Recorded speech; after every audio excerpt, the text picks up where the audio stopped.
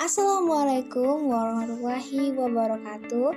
Perkenalkan, saya Diana Masrotul Khairiyah, NPM C1C019051, jurusan S1 Akuntansi Fakultas Ekonomi dan Bisnis Universitas Bengkulu. Saya membuat video ini untuk memenuhi tugas mata kuliah Akuntansi Keuangan Lanjutan 1 dengan dosen pengampu Pak Madani Hatta, SE MSI AKSIE. Baiklah, selamat menyaksikan. Assalamualaikum, perkenalkan saya Diana Masrotul Khairiyah, NPM C1C019051.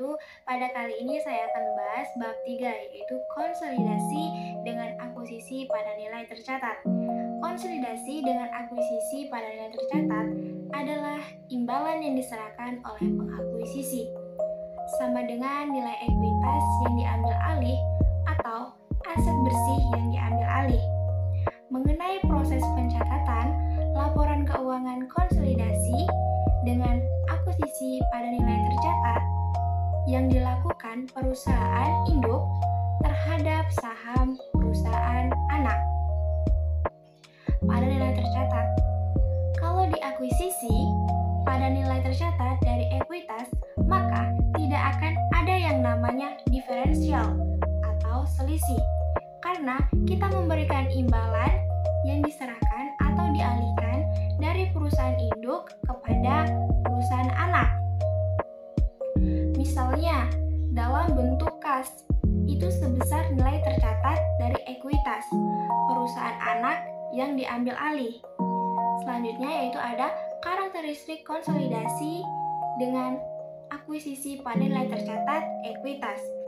Prosedur konsolidasi menurut PSAK 65 tahun 2014. 1. Menggabungkan aset, liabilitas, ekuitas, penghasilan, beban, dan arus kas sejenis dari entitas induk dengan entitas anaknya. 2.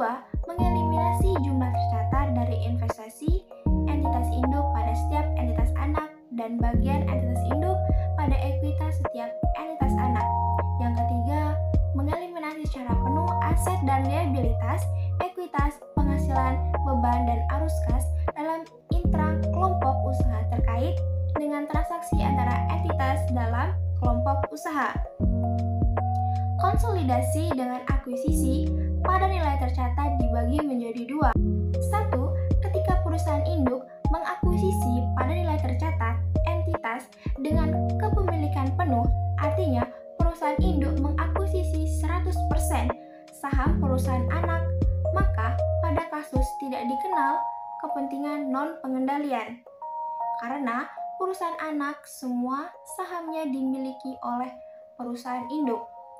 Maka penyusunan laporan keuangan konsolidasi terbagi menjadi dua, yaitu menyusun laporan keuangan konsolidasi sesaat setelah akuisisi.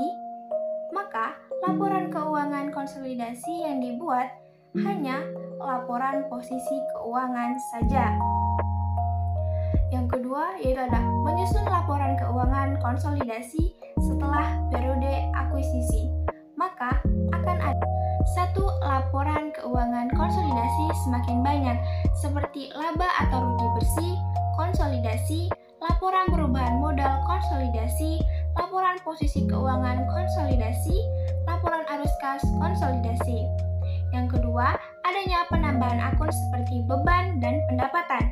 Yang ketiga, jurnal eliminasi semakin banyak.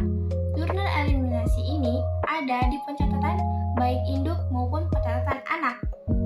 Oleh karena itu, suatu perusahaan akan menyusun laporan keuangan konsolidasi sesaat atau sejak perusahaan itu memiliki pengendalian atas suatu perusahaan sampai dengan berakhirnya pengendalian tersebut. Hanya ada 2 jurnal eliminasi di laporan keuangan konsolidasi setelah periode akuisisi. Yang pertama, mengeliminasi bagian laba dari entitas anak. 2. Mengeliminasi dividen yang diumumkan, ditambahkan nilai investasi di pencatatan entitas anak. Dalam hal ini tidak ada kepentingan non pengendali. Yang kedua, ketika perusahaan induk mengakuisisi pada nilai tercatat entitas dengan kepemilikan sebagian. Perusahaan induk mengakuisisi sahamnya perusahaan anak di atas 50%, tapi tidak sampai dengan 100%. Misalnya, PT Nusantara mengakuisisi 80% sahamnya PT Andalas, maka di situ disebut akuisisi dengan kepemilikan sebagian karena ada 20% itu bukan miliknya induk. Jadi, 20% itu milik non-pengendali. Maka, penyusunan laporan keuangan konsolidasi terbagi menjadi dua, yaitu laporan keuangan konsolidasi sesaat setelah akuisisi. Maka, laporan keuangan konsolidasi yang dibuat hanya laporan posisi keuangan. Menyusun laporan keuangan konsolidasi setelah periode akuisisi. Dalam hal ini, maka akan dilaporkan adanya kepentingan non-pengendali.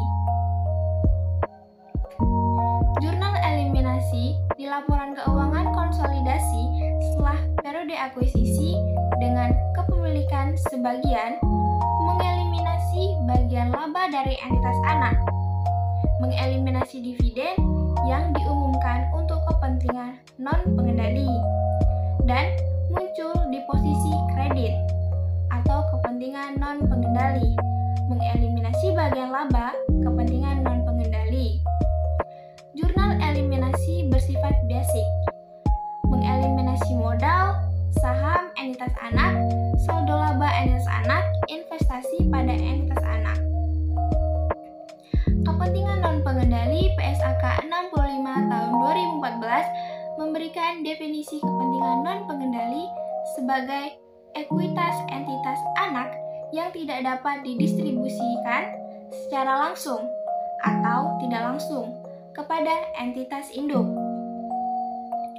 Lebih lanjut, PSAK 65 tahun 2014 mensyaratkan entitas induk untuk menyajikan secara terpisah bagian dari kepentingan non-pengendali pada ekuitas dalam laporan posisi keuangan konsolidasian. Dalam penyusunan laporan keuangan konsolidasi, ini akan ada jurnal eliminasi. Jurnal eliminasi bukanlah bagian dari siklus akuntansi. Jurnal eliminasi tidak sama dengan jurnal penyesuaian, jurnal penutup, dan jurnal umum. Jurnal eliminasi ini adalah jurnal yang dibuat dalam kaitannya dengan proses laporan keuangan konsolidasi. Tujuannya, kaitannya dalam proses penyusunan laporan keuangan konsolidasi agar akun-akun beserta saldonya yang tersaji dalam laporan keuangan konsolidasi hanya mencerminkan pengaruh dari transaksi ke pihak non-afiliasi, sedangkan transaksi yang melibatkan pihak berelasi, induk dan anak harus dieliminasi, tidak dimunculkan pengaruhnya. Yang ketiga, isu seputar konsolidasi pencatatan investasi saham dengan menggunakan metode biaya. Artinya, tidak mencatat bagian laba ketika perusahaan anak membagikan laba, lalu mengeliminasi dividen bagian milik perusahaan induk.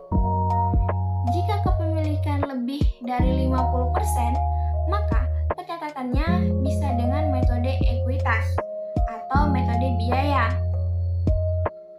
Baiklah, sekian penjelasan dari saya. Terima kasih. Wassalamualaikum warahmatullahi wabarakatuh.